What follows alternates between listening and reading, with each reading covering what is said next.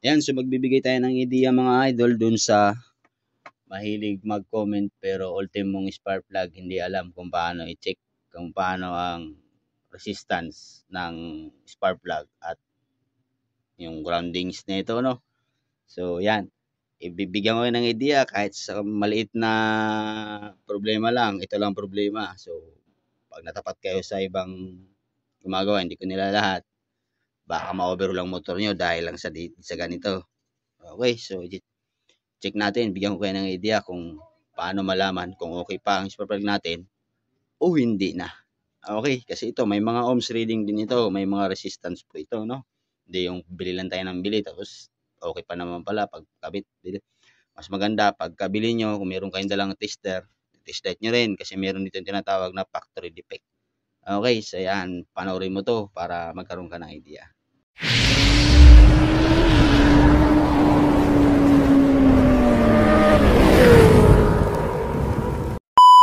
Ayan, umpisa natin mga idol, no?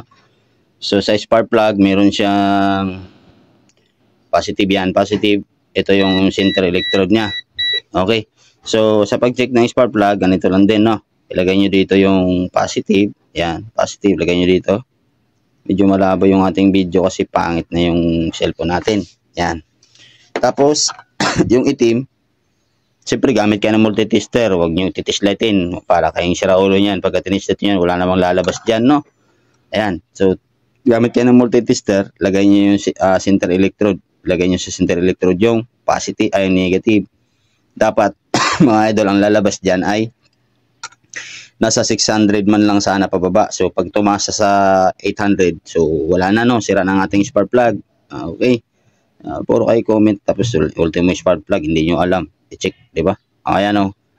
Yan, yung 600 na yan, ibig sabihin, okay, medyo okay pa naman siya. So, dapat yan, wala talagang reading yan. Di kaya, naka 0.2 dapat yan, 0.3.